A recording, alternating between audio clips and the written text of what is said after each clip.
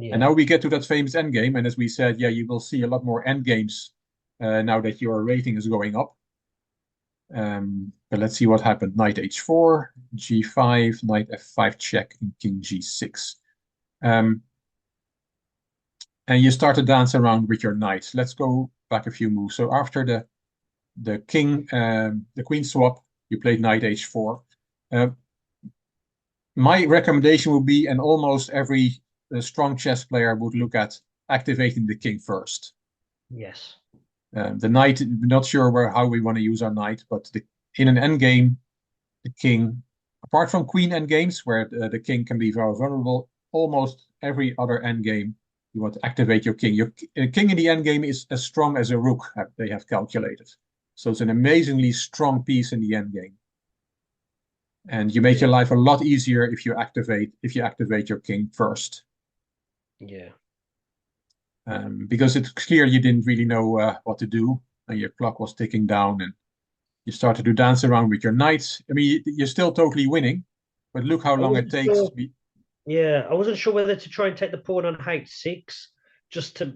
I know I'm giving up a knight, but Well, th- there's no you need to. know, You're still totally winning. 3 against 1 is also totally winning. Everything is winning, really. The way you played is also winning.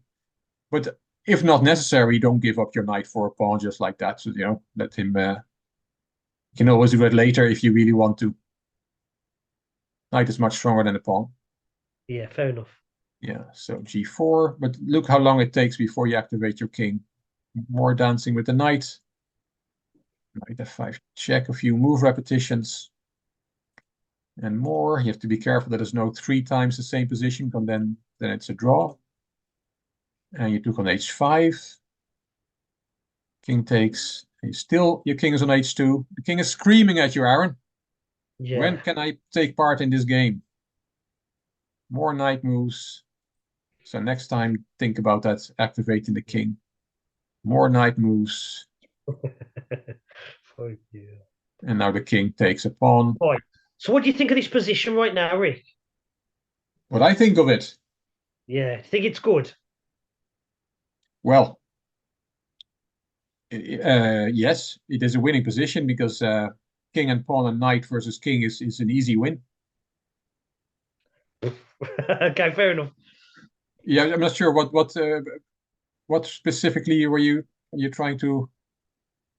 It's because when I play with the knight, obviously the knight's a tricky piece, moves in the L shape, and it sometimes doesn't cover certain squares. I've played with knights in the past where, my experience, along with it not the knight not covering the promotion square, I've had a knight and the pawns have still promoted to a queen. So when I see a knight, because I'm at my level, I get a little bit anxiety because I'm not experienced at playing with a knight. Yes, I know better with the king. Now, if you take away the knight, I've got a king and a pawn. There's sometimes with the opposition theme where the king has to be in certain position because otherwise he can force a stalemate. I don't know how that works with the king, but when I see this position, novice me isn't really sure, you know, how to overcome those hurdles. Like I see this and I think, oh, I've got to, I have to really play this well. In 6 months' time, I might look at this video and think, Aaron, you know what? He was worried about nothing. But right now, I haven't really got much end game experience or skill or technique, really. Yeah. Yeah, right. We have done very little on endgames, a little bit on rook endgames, I think, but very little because you didn't play many endgames when you were rated 5, 6, 700. So that is something we need to work on. It's a whole, there's so much to still to discover in chess for you. Um, and you make a very good point. King and pawn versus king, which only 3 pieces on the board. How difficult can that be? Well, that is quite complex. So what Yeah, we could do, have a whole set of exercises for that. We could go into that. It is quite technical. It is not very exciting. There's no beautiful mating attacks, piece sacrifices, knight forks. It just doesn't happen, of course. But it is essential knowledge. And if we do that and you get through there, then your knowledge of king and pawn endgames will be a lot more than 90% of 1,500 players. I can tell you that. I understand. Thank you. No, listen, if it wins me the game, it wins me the game. You know what I mean? That you take them off with a smooth. But yeah, that's why I mentioned this position. I know at first glance it seems like bloody hell, when you're winning, but you've still got to play this well. That's just where I feel at the moment in my career. Yeah, well, you played it well, as we'll see. Because there's yeah, one point I want to make on your question. Let me just see what move is that. This move. I'm just went a few moves back. This is move 46. He just played King H6. And in endgames, and I said it to you before, actually middle games, if you're material ahead, it's good to swap pieces, but not necessarily pawns.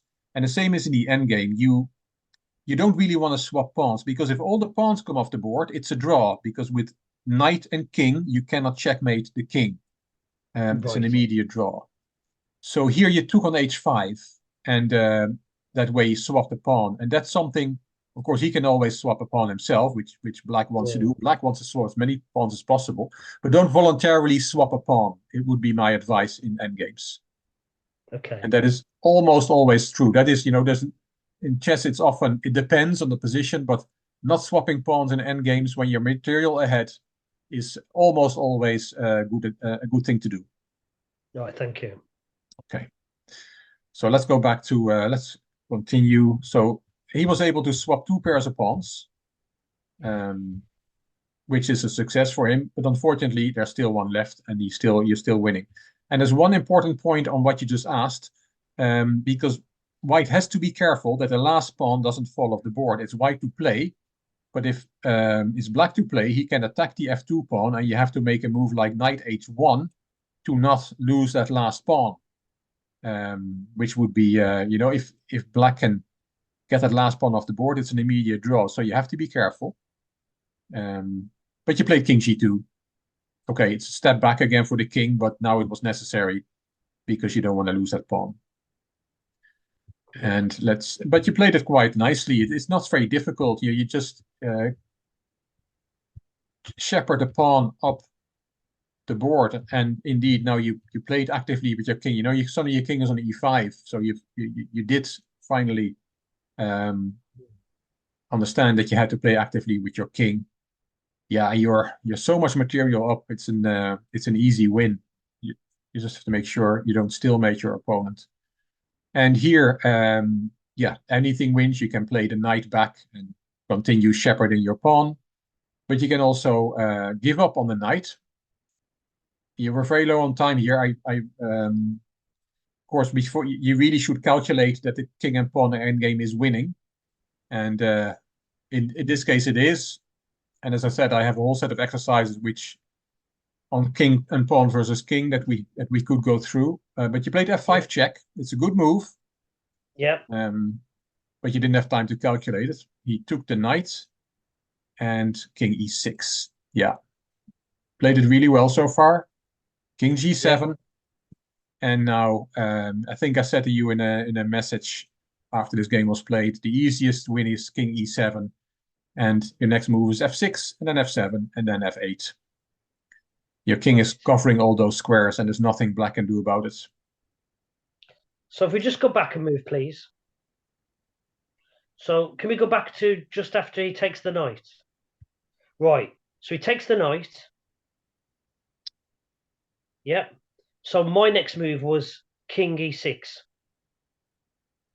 And his move next was, and my next move should have been king e7. Yeah, that's the easiest. Your move is also winning, as we'll see, but this is the easiest. The king is an ideal square where it covers all the three squares that the pawn wants to go through. Yes, of course. Automatic. You can pre-move those moves. And it will not be stalemate at the end. So that's the Fair enough. easiest. Yeah. Yeah. And this again shows how important the king is in the end game. Really activate your play so as active as possible with your king. You played f6 check instead, which also wins, but that is something should have calculated, but you didn't have time. But it's still winning. He played king f8, and yeah, we swapped did this on messages as well. Do you remember? There's only one winning move now.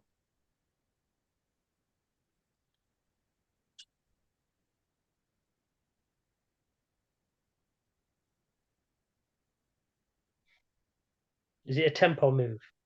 Um, is it? I don't remember it. Okay. But is it King D7? King, Could I after play? King D, yeah, what does, let's calculate it. King D7, and I play King F7, Oh yeah, then he wins a pawn. and the pawn is gone, and it's a draw. So that's an immediate draw. So it's Um, F7. F7 is the move, yeah, and it's so let's calculate it as well. So you play F7. I have only one move, which is G7. King G7, and then what do you play? King E7. King E7, and your next move is F8 pawn queen. exactly. So not very difficult calculation, but yeah, I What do you know want you to had do? you had a minute left on the clock, and you didn't really know this, but it's still calculable. You just calculated in 10 seconds. F7, King G7, King E7. It's all forced. So let's put it on the So board. the move here was F7. Yeah, that's what should have happened. Yeah, Note. Instead, what did I do? you played King E5, and yeah, that if you have to play a move like that, then something went wrong because you don't want to retreat with your king, and suddenly it's a draw, and black can still do it, make a mistake, but your opponent surprisingly knew how to make this into a draw, as we'll see. King F7, King F5, and now the king is behind the pawn, and that's bad news for white. And suddenly it's a draw, but it's only a draw if the black king goes now back in a straight line to F8, because let's calculate. Sorry, in this position, the king has to go to F8, and that's what he played. Let's Yeah. say I want to make a little calculation exercise, which you also asked me to prepare. Yep. Let's calculate if black plays King E8, which is a mistake. King E8 from black, and then calculate it till the end. So he plays E8. And then do I play E6? King E6, yeah, and I play King F8. Oh man, it's hard to see this. So 1, 2,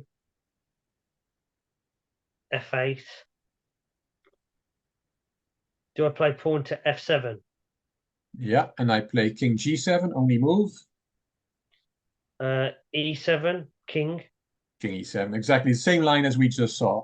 Yeah. Well done, well done. So King E8 doesn't work because of King E6, and you really have to go back, otherwise you go the wrong way. And then F7. This is what we just calculated, and the Oh pawn yeah. promotes. So, well done. And now let's look at King G8. What happens if black plays King G8 here? Let's calculate that. E8. I play. Can I play G6? King G6, and I play King F8.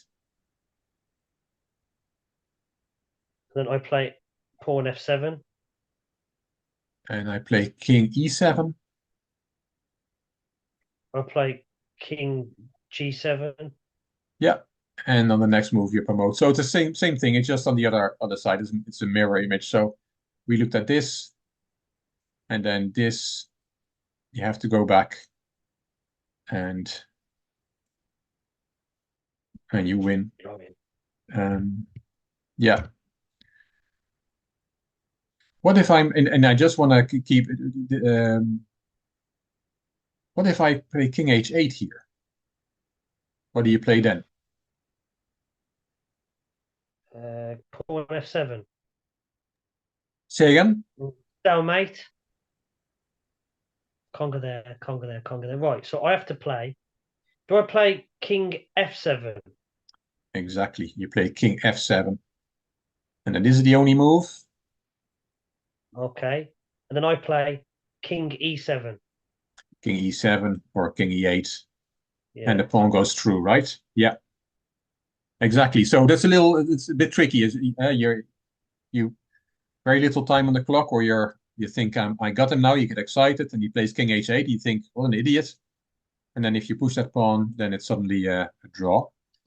But it's Yeah. still a win. You just play King F7, and the pawn goes through after all. So back to where we were. So this is the position, but black knew, so king, as we just calculated, king e8 or king g8 is still a win for white. But after king f8, which is the correct move, and he found it, Hmm. now it's a draw. Yeah. Let's see what happened. King g6, king g8. He went back, king f7, and you give him one more chance to go wrong. But again, he goes to the right square. He goes to f8, and now the game ended in a draw because of stalemate. Yeah, fair enough. Yeah, so we dipped our toe in king and pawn endgames. I'd love to go on the journey. I think we would need 2 sessions only on king and pawn endgames to really get into it. You have to think about it if you want to do it, because it is not very exciting. It's very dry theoretical work, hard work. There's no tactics. It's all about understanding how king and pawn can win, and also if you have to defend it, how to defend it. So talk about key squares and opposition. It is important for every chess student to know, as they say, every Russian schoolboy knows this. It will definitely take 2 full sessions to get through it. So just think about it if you want to do that or Yeah, not. It's no, definitely. Didn't you say to me, if you know even a little bit about end games, you're more equipped than 90% chess players, I think, or something? Oh, definitely, yeah. Especially at a level that you're at now, end games are played really badly. I was surprised that this opponent knew from this position. He knew that he had to go to f8, which is the only move that makes a draw. The other two lose, and he played that quite confidently. I don't know because it's an online game, but he played it quite quickly. So he knew his this basic stuff. But there's more stuff, and it is, of course, the most basic endgame: king and pawns versus king. Um, that's really where the end games all start. And not only that you then understand king and pawn versus king, but also if you have a rook endgame or a queen endgame with an extra pawn, that you know when it would be good to swap the rooks or the queens, or when you should keep them on the board, because you have the knowledge of what happens if we go into a king and pawn endgame. Yep. No, fair enough, Rick. We Yeah, will look at those next then. yeah, okay, all right. Um, yeah. So, Moving but on. think about it. As I said, Yeah. to really do that. Do it properly, we probably need well, at least 1 full session, and I think then we might need another one just to repeat everything that is really stuck in your mind. And the good news is, once you understand how king and pawn end games work, you will remember it for the rest of your life. Brilliant. We'll do that. Next 2 sessions, we'll work on that, Rick. Okay. All right. Anything else on this game? No, thank you. Okay.